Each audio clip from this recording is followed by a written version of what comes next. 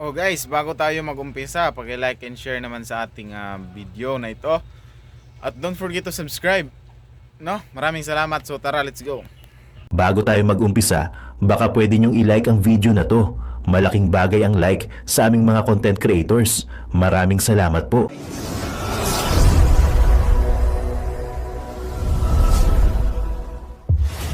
Vice ganda nanganganib kay Marcos Jr. Bakit kaya? At ito, Vice President Sara Duterte ay magdedeklara ng People's Power. Yan ang mga pag-uusapan natin ngayon. At nagbayad ka ng maayos sa PhilHealth, At hinulugan mo yun. pag nabalitaan mo yung ginawa sa PhilHealth, mamamatay ka Oo. agad. Alam mo yung magnakaw ka pa lang, ang sama na nun. Oo. Pero yung magnakaw ka sa mahirap at sa mga may karamdaman, grabing kademonyohan Oo. yun. At yung Ang kademonyohan yun na yan, hindi lang kayo magdudusa, pati mga kaapu-apuhan yung magdudusa sa ginawa nyo, mga walang yakay. Tsaka isipin mo, di ba, paano ka nakatulog na alam mong kinuha mo yun sa pera ng mga Hindi naman tao? natutulog yung mga addict din yung mga yan. Umaas. Itong ina. Urging you to resign. Resign po.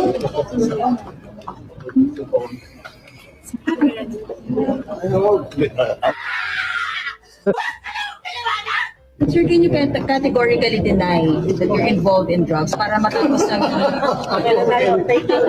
Dignified. PIA report? Hindi na pag-usapang droga, takbo eh. Ay!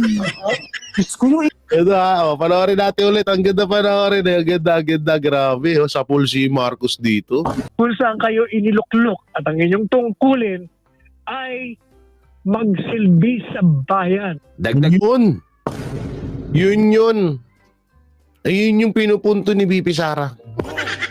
Kaso may tangangani na bida-bida na kung ano-ano yung pinagtatahol doon sa... naku po, bakit pinagsama-sama kayo? Visit no? Ang galing talaga din. Hindi, eto. Puwera biro. Believe talaga ako kay Marcos Jr. Alam niyo kung bakit? Napagsama-sama niya lahat ng tanga. Hindi totoo. Hindi, promise. Napagsama-sama niya lahat ng tanga. Sa totoo lang, si Trillanes, si Gadon, ang daming tanga eh. Si Torre, si Ontiveros, yung mga NPA, di ba? So ngayon may dumagdag si Madam Castro.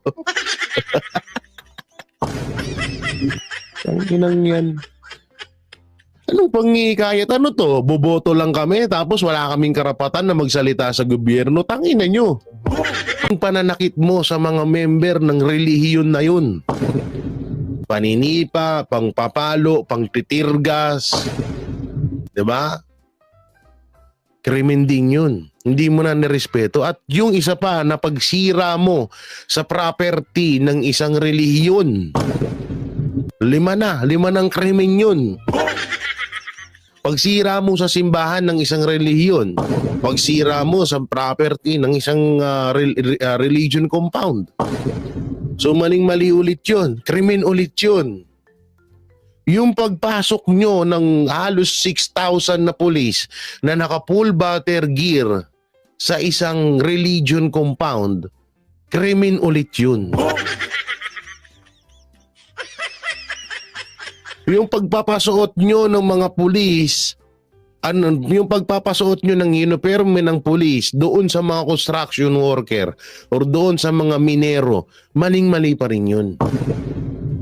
Yung pagsusuot, yung papasuotin nyo ng uniforme ng sundalo or ng pulis, yung dating member ng KOJC na tumitistigo labang kay Pastor Apollo Sikibuloy, maling-mali pa rin yun. Yung ginawa ni Patay na pangbabastos doon sa mga babae, doon sa KOJC member, maling-mali pa rin yun. Utang ina. Lahat ng ginawa nyo doon, mali, hayop. Vice ganda guys, is nanganganib kang Ferdinand Bongbong Marcos. Nako, hindi talaga nakatiis si Vice ganda guys na banatan yung kawatan dito sa ating Pilipinas, no? Dito sa ating bansa, mayroon talagang mga kawatan. So hindi nakatiis si Vice Ganda, so binanatan niya. So tingnan nyo ng full video yung pagbabanat ni Vice Ganda guys. So tara. Vice Ganda nanganganib kay Marcos Jr. Bakit kaya? At ito, no, Vice President Sara Duterte ay magdedeklara ng People's Power. Yan ang mga pag-uusapan natin ngayon. Ay.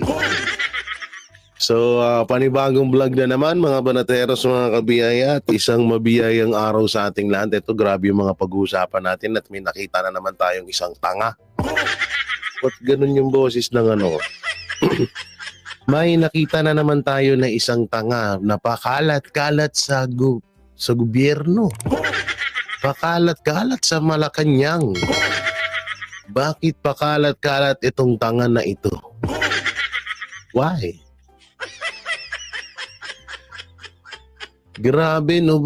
Hindi ko talaga din, alam niyo, iniiwasan ko talagang, hindi naman totaling iniiwasan. Tinatamad akong i-vlog siya. Pero dito sa katangahan na to, hindi ko na natiis. Ba't kaya ganyan yung mga attack dog ni Marcos? Ang tatanga. Tanga ka nga ni.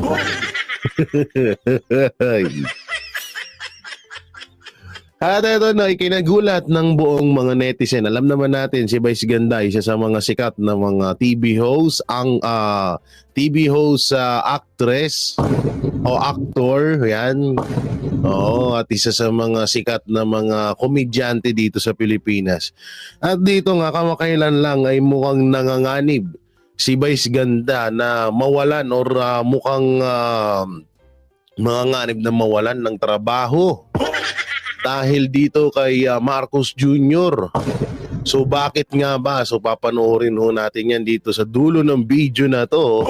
Pero dito muna tayo sa etong pagbaba ng isa sa mga talagang hanggang ngayon iniisip ko na kung saan nila nakuha itong surbi na ito. Surbi. Hindi ko talaga alam kung saan, kung talagang kung anong pumapasok sa utak ng gobyerno na hindi ba iniisip ni Marcos na may mata at tenga din tayo?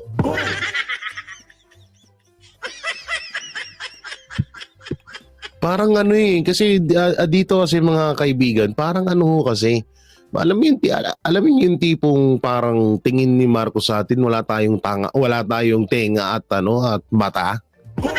Yung tipong parang wala tayong nalalaman sa nangyayari sa buong Pilipinas. Alam niyo yun?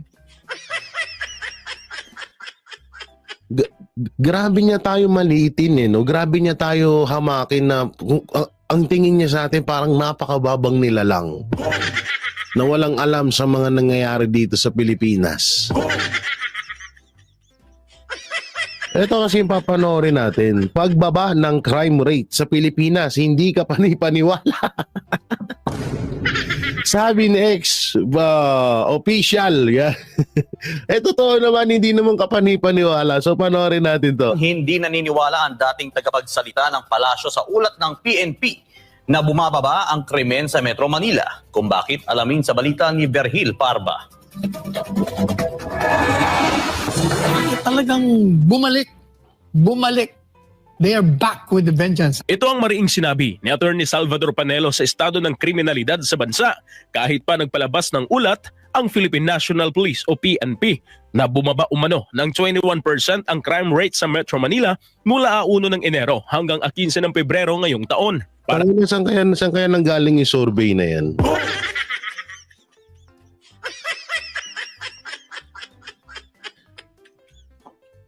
Unang-una, ang krimen ay nagmumula yan, ang pinakaugat niyan ay droga. So doon pa lang, sa dinami-daming nahuhuling mga droga, ngayon, sabihin na natin meron talagang nahuhuli ng mga droga, pero walang nahuhuling drug lord.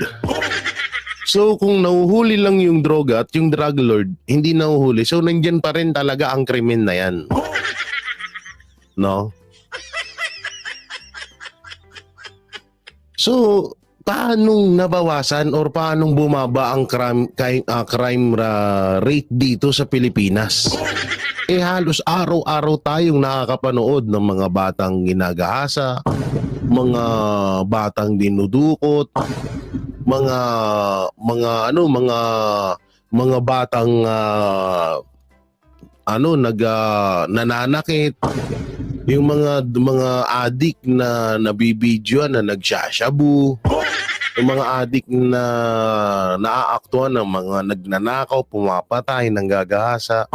So paano, ano yun? Hindi ba crime yun? Na halos lipa na nga ho ngayon. Hold-upper, agaw motor. Diba? Yung hold-upper nga ngayon matinik ni. No? Pagbaba nila at ikaw yung puntiriyang hold-upin, patay, babariling ka na lang. Yung hold-upper pa nga nun, okay pa kasi nakikipaghablutan eh. Ngayon hindi, babariling ka na lang. O yung agaw motor, bumalik na naman. Yung puting van, bumalik na naman.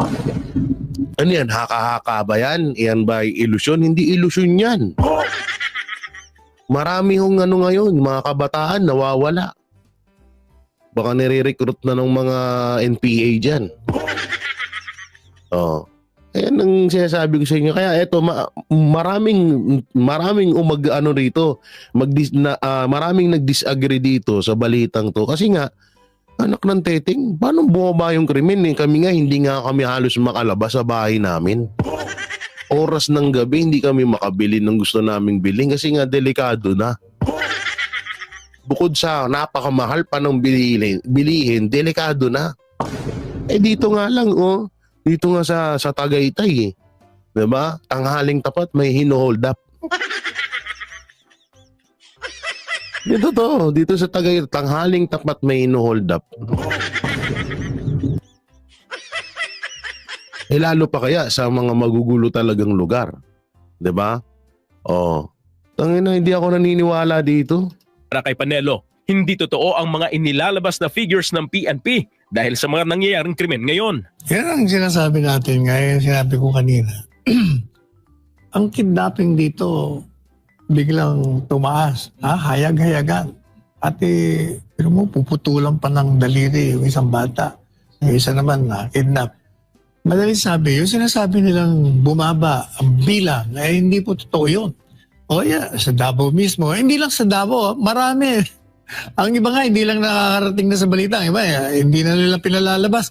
Ang tinutukoy ni Panelo ay ang isang estudyanteng Chino mula sa International School ng Taguig City na dinukot at pinutulan ng daliri at pinatay pa ang driver nito ng mga kidnapper na humihingi ng 20 milyong piso na ransom na kalaunan ay inabandona sa kahabaan ng Macapagal Avenue sa Parañaque City. Samantala, sa usapin naman ng nangyaring panloloob sa isang pawn shop sa Davao City, kung ito anya ay stage play o drama lamang para sirain ang imahe ng mga Duterte at Davao City, ay kabaliktaran anya ang magiging epekto nito. Alam nyo, duda din ako dyan.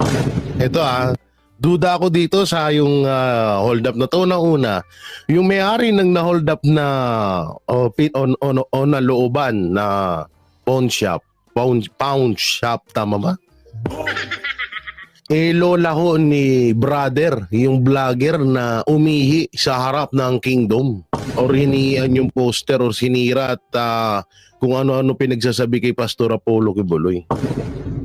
No, doon pa lang duda na. Pangalawang duda dito, saan ka nakakita na mag-hold up ka sa napakalaking, ibigay mo ilang milyon daw yung nakuhang ginto dyan, alahas.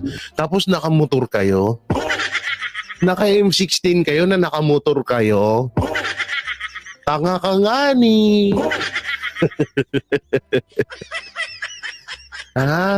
Tanga ka nga ni. Anak ng teteng, saan ka nakakita ng ganun? Naging mga hold up kayo, naka-single, tapos may Armalite kang dala.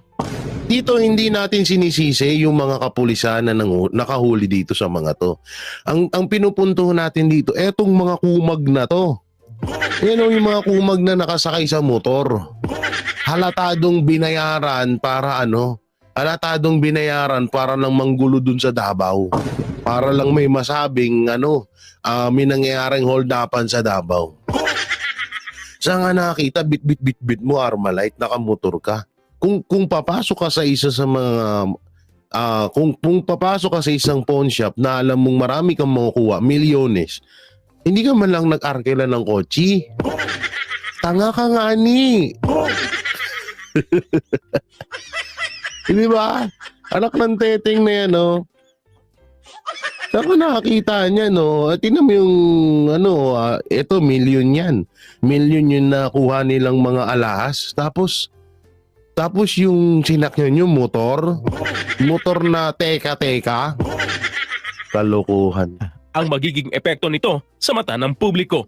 Kung stage robbery yan, ibig sabihin, pinapakita mo doon na pati sa Davao, ang krimen nandun. O edi, kung yan ang inyong layunin, di lalo kayong mapapasama. Kasi nga, ang pinupunta natin, palaging may krimen eh.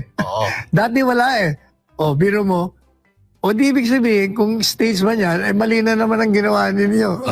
Sa kabilang banda, hindi naman ito maiwasang maikumpara ang kapanahunan ni dating Pangulong Rodrigo Duterte sa panahon ngayon ng kasalukuyang administrasyon ng Marcos Jr.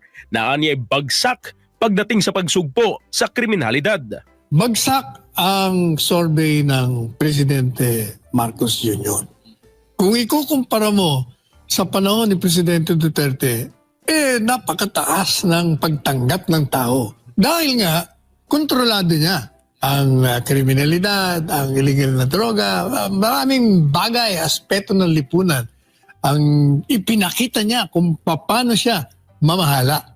O, yun ang makikita mong diferensya. Kaya ang tao, hinahanap-hanap ang pamamahala ng isang Duterte. Para sa Diyos at Totoo yun. Hanggang ngayon, no? Hanggang ngayon, talagang kung sa totoo nga lang, kada check ko or kada basa ko sa mga comment section, sa mga video or issue na mapatungkol sa mga Duterte, alam nyo, ang sinisigaw ng taong bayan, bumalik na si PRRD sa pagiging Pangulo. Maging talagang mas tinuturing pa nilang presidente etong si Mayor Duterte or etong si PRRD kaysa kay Marcos Jr. Mas tinuturing nilang presidente si PRRD hanggang ngayon. Ngayon po ang katotohanan na nangyayari ngayon sa Pilipinas. Dahil nga talaga sobra talagang nagsisi ang taong bayan na hinihalal nila itong si Marcos Jr. Tsaka usapan ulit, mapunta ulit tayo dito sa sinasabing pagbaba ng crime rate. Alam nyo, ito na lang paano bababa ang crime rate sa Pilipinas? Kung may nangyaring pinaka-karumal-dumal or tinatawag na pinakamataas na antas sa magagawang krimen dito sa Pilipinas. So kung may nagawang ganun dito, wala kang aasahan na pagbaba ng crime rate dito sa Pilipinas. Bakit ko ba nasabi? Paano ko ba nasabi? Ano yung ginawa ng mga kapulisan doon sa Kingdom of the Jesus Christ? Ano yung ginawa nila doon? Yun ba ay illegal? Hindi legal yun. Unang-una, bakit ko nasabing hindi legal yun? No? Unang-una, pumasok ang mga kapulisan doon na dala-dala ay arrest warrant. Tapos ang naka-address doon ay Pasig, hindi Davao. So doon pa lang maling-mali na. Pangalawa, kung arrest warrant, pwede kayong pumasok, hanapin nyo yung tao doon. So tutusin nga hindi nga dapat hanapin No, magdadala ka lang ng arrest warrant dahil alam mong nandun yung aarestuhin mo. At may nakapagsabi sa'yo na andun yung aarestuhin mo, gano'n. Pero bawal kang mag-search, mangialam ng mga gamit, bawal kang kung ano-anong gawin mo doon sa loob ng property ng akusado. Hindi pa nga akusado yun So, doon maling-mali dahil warrant of arrest ang dala-dala nilang papel, pero search warrant ang ginawa nila sa KOJC. Maling-mali yun. Isa na sa mga krimen yun. Pangalawang krimen, pinasok nila ang isang relihiyon na isa yan sa pinakamalaking krimen na gagawin mo dito sa Pilipinas. Yung bastusin mo ang isang relihiyon. Totoo yan. At ang pangatlong krimen dito ay yung pananakit mo sa mga member ng relihiyon na yun. Paninipa, pangpapalo, pangtitirgas. 'Di ba? Krimen din yun. Hindi mo na nirespeto. At yung isa pa na pagsira mo sa property ng isang relihiyon. 5 ng krimen yun. Pagsira mo sa simbahan ng isang relihiyon, pagsira mo sa property ng isang religion compound. So maling-mali ulit yun. Krimen ulit yun. Yung pagpasok nyo ng halos 6,000 na pulis na naka-full battle gear sa isang religion compound, krimen ulit yun. Yung pagpapasuot nyo ng mga pulis, yung pagpapasuot nyo ng uniforme ng pulis doon sa mga construction worker or doon sa mga minero, maling-mali pa rin yun. Yung pagsusuot, yung papasuotin nyo ng uniforme ng sundalo or ng pulis, yung dating member ng KOJC na tumitistigo labang kay Pastor Apollo Sikibuloy, maling-mali pa rin yun. Yung ginawa ni Patay na pangbabastos doon sa mga babae, doon sa KOJC member, maling-mali pa rin yun. Utang ina. Lahat ng ginawa nyo doon, mali, hayop. Sorry Pangina, nanggigigil ako eh. Yung sinasabi ko na parang sasabihin nyo, bumaba yung crime rate. Doon nga lang sa ginawa nyo sa KOJC, halos 1,000 krimen ang ginawa nyo doon. Mahigit pa. Okay na sana eh. Sige, andun na tayo. Na sumuko na si Pastor. O doon pa pala, ito pa pala. Yung yung inutusan kayo ng korte or ng na umalis na kayo doon, hindi nyo pa rin sinunod. Ang dami, sobrang daming krimen ng ginawa nyo sa KOJC at ang KOJC ang pinakamalaking sakay sa istorya, sa history ng buong Pilipinas. Yung ginawa nyo sa KOJC ang pinakamalaking krimen na ginawa nyo sa kasaysayan ng Pilipinas. Tapos sasabihin nyo bumaba ang crime rate, putang ina nyo. Igigil ako dito sa mga hayop na to eh.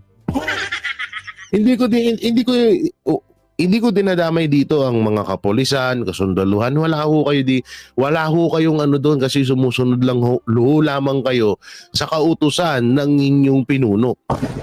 Yung rito, yung tinutukoy ko dito katulad niyan ni putang inang Tore, yan hayop na Abalos, yung hayop na si Marcos.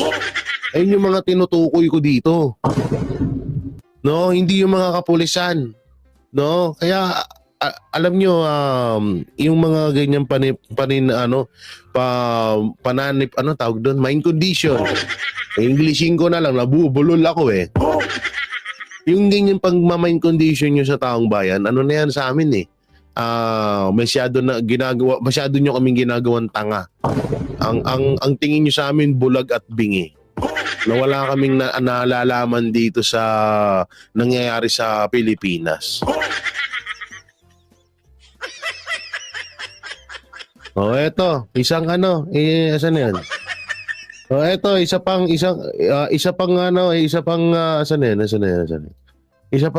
Tolongges. Oo. Hindi si Ted Pailon yung laman ng balita, ito.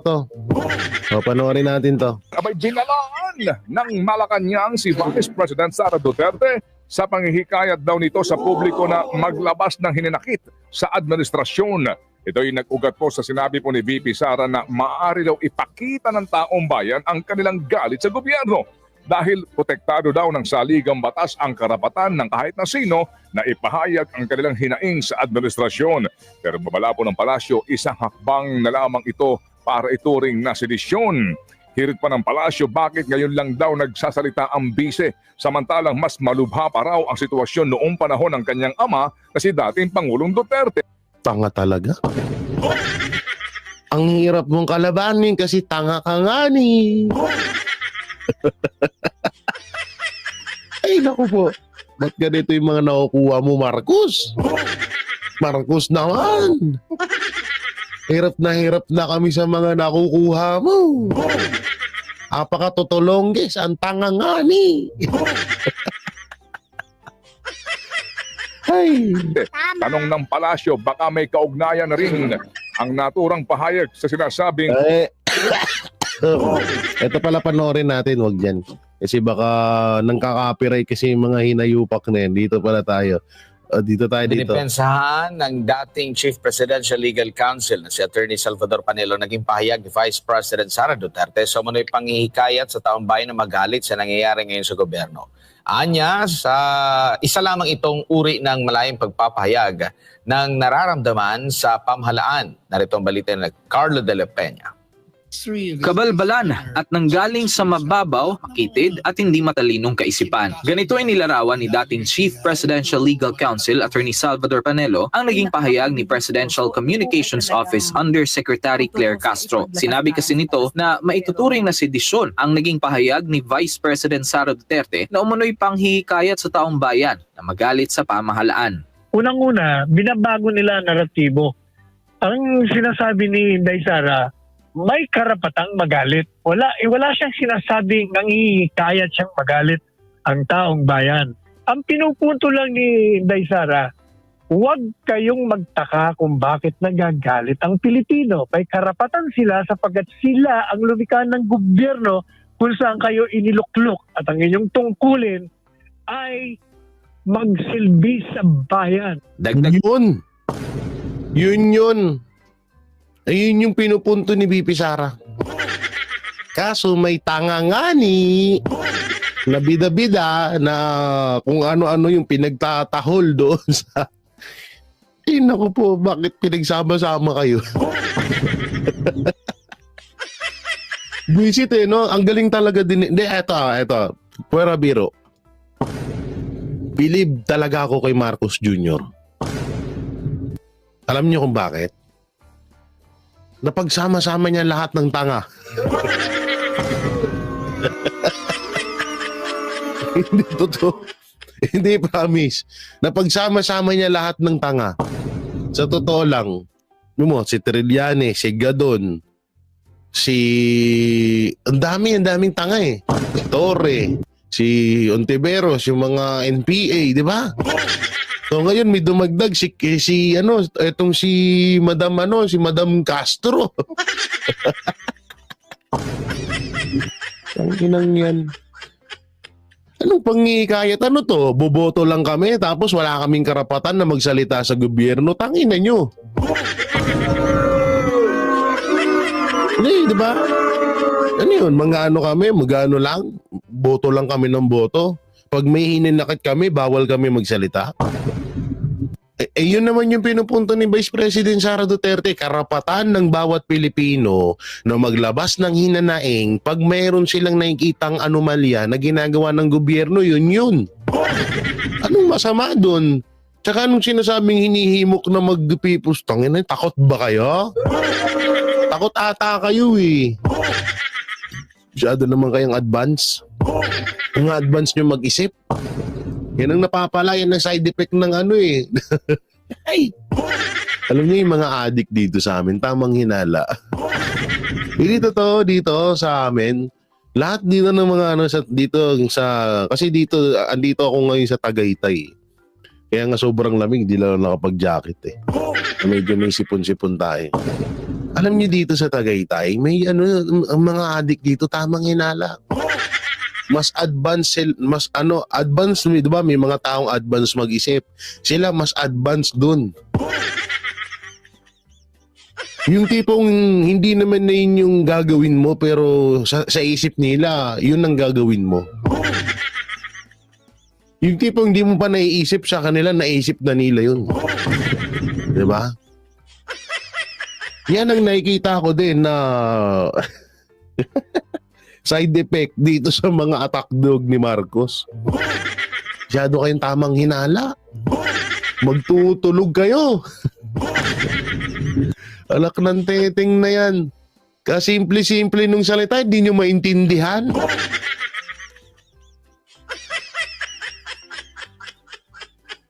Boplak no?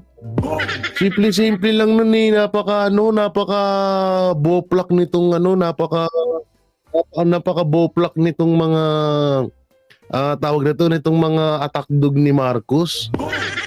Yung pinagsasabi mo, Claire? Nagpanipanelo na kapag hindi tumugon at sumunod sa mga panunumpang ginawa ang mga inihalal na opisyales ng bansa, hindi lang anya sila tutuligsain ng taong bayan, kundi posible ring palitan sila sa pwesto. Pagdating naman sa isyu ng paggamit ng trolls ng nakaraang administrasyon, ay mariin itong pinabulaanan ng dating palace official. Mawalang galang nga, yung pong mga trolls na sinasabi nila na pinalabas noong panahon ni Duterte, alam niyo, napakasintido ko mo yun. Hindi kailangan ng isang administrasyon na magkaroon ng trolls. Kasi ang trolls, yan ang mga nagbibigay propaganda laban sa administrasyon.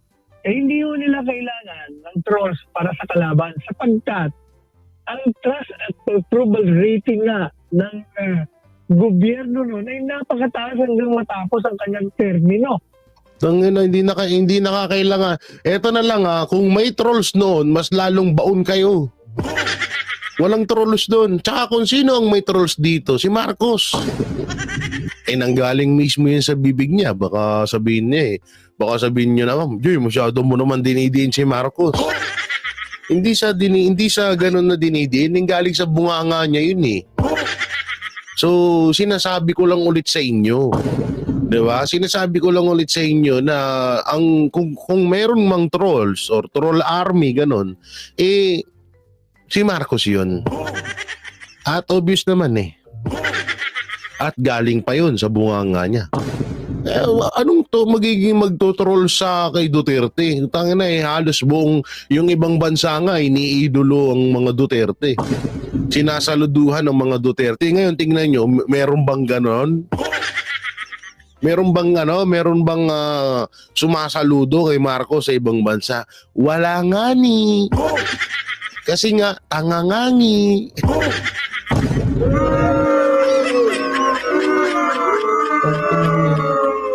Kaya huwag nyo kaming paano-anuhan dyan sa mga troll-troll nyo Oo. So hindi kailangan. Ani Panelo, mas kailangan pa raw ng kasalukuyang administrasyon ang trolls. Ngayon ang kailangan nila ng trolls. Hindi na, Attorney Sal Panelo, hindi na. Talagang meron na. Tingnan mo sa mga reaction sa mga Facebook nila, puro trolls. Yung mga nag-heart, nagla-like sa kanilang mga post, lalo na sa kay Marcos, puro trolls. Trolls upang ipagtanggol ang mga kakulangan nila at kalapastanganan at paglabag sa saligang batas. Maalalang nag-ugat ang nasabing issue dahil sa binitiwang pahayag ni Vice President Sara sa isang rally sa Cebu. Nabanggit kasi ng pangalawang Pangulo na ang pagpapahayag ng galit sa gobyerno ay isa lamang uri ng karapatan na malayang pagpapahayag ng saloobin. Agad naman itong kinwestiyon ni Jose Castro at talaga. Nagtataka kung bakit hindi ba raw nagpahayag ng kaparehong sentimiento ang bise noong nanunungkulan kanyang ama, si dating Pangulong Rodrigo Duterte. Tanga! Paano magpapahayag si Vice President Sara Duterte noon? At paano magagalit ang taong bayan noon? Mahal na mahal ng taong bayan ng mga Duterte. Hanggang ngayon, tanga. Plak. Turingan attorney nga. Tanga-tanga. Pagtanga ang putik. Bakit hindi si Vice President nagsasabi nung panahon ni PRRD? Una-una tatay ngayon. Tanga ka talaga. Sino ba na bang anak na bayan ako po, Boplak? Ito totoo Paano sasabihin ni Vice President Sara Duterte yun? Tatay niya si ano, hindi ako against sa mga Duterte, pero common sense. Bakit sasabihin ni Vice President Sara Duterte yun? Tanga-tanga talaga. Tatay niya yun eh. Ay, naku po.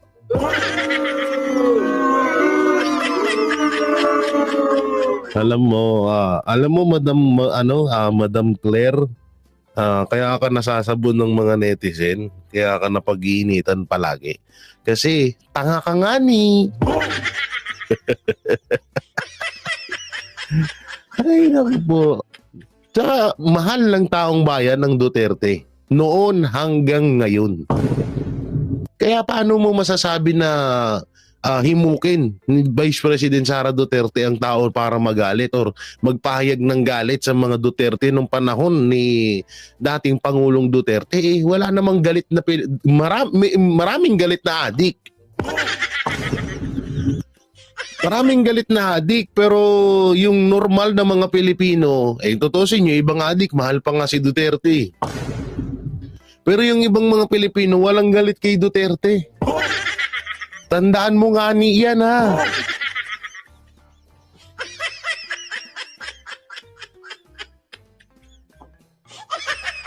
Ay, naku po. Ewan ko sa'yo, Claire. Pulong Rodrigo Duterte para sa Diyos at sa Ang ganda-ganda ni Vice President. Tingnan niya dito. Pagdating dito, stress na stress yung muka. Tapos pagdating dito, ay blooming. Walang bahid ng kabubuhan. Samantalang dito, ayan kitang-kita mo na agad ang kabubuhan. Ay, naku po. Mapunta na tayo dun kay Vice Ganda. Saan na yun?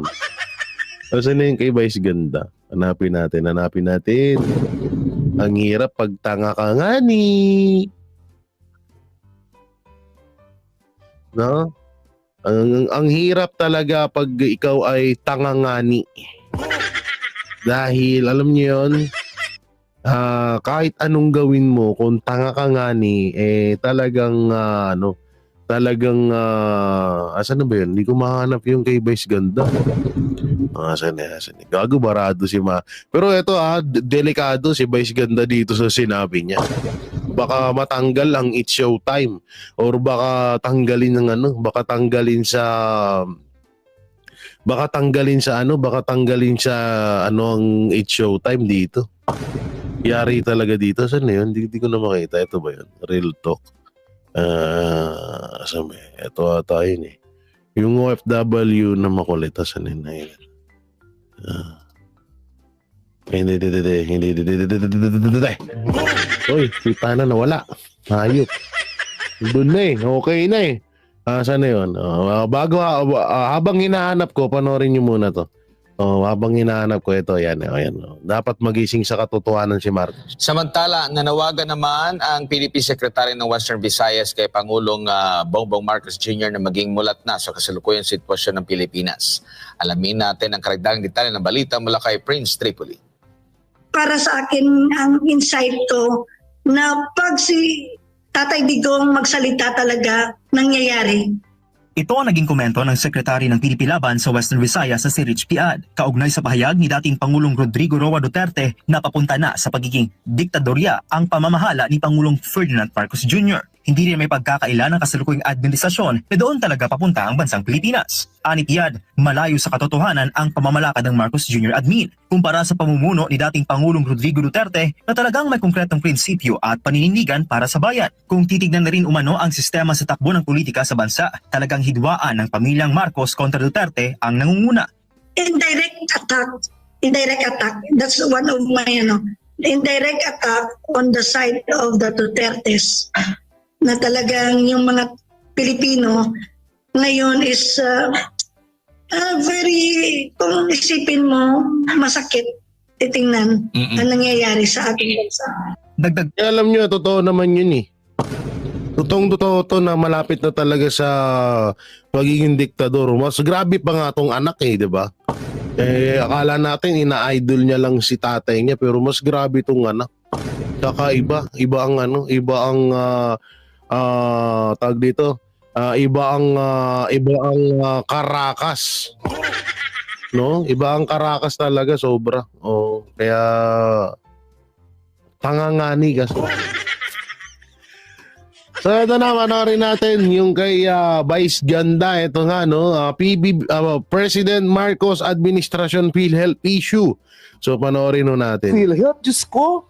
Nakakapanghina. Oo, kung ikaw ay mahirap at nagbayad ka ng maayos sa PhilHealth, At hinulugan mo yun. pag nabalitaan mo yung ginawa sa PhilHealth, mamamatay ka agad. Alam mo yung magnakaw ka pa lang, ang sama na nun. Oo. Pero yung magnakaw ka sa mahirap at sa mga may karamdaman, grabing kademonyohan yun. At yung Ang kademonyohan yun na yan, hindi lang kayo magdudusa, pati mga kaapu-apuhan yung magdudusa sa ginawa nyo, mga walang yakay. Tsaka isipin mo, di ba, paano ka nakatulog na alam mong kinuha mo yun sa pera ng mga Hindi naman tao? natutulog yung mga addict din yung mga yan. Itong ina. Urging you to then to resign. Resign po.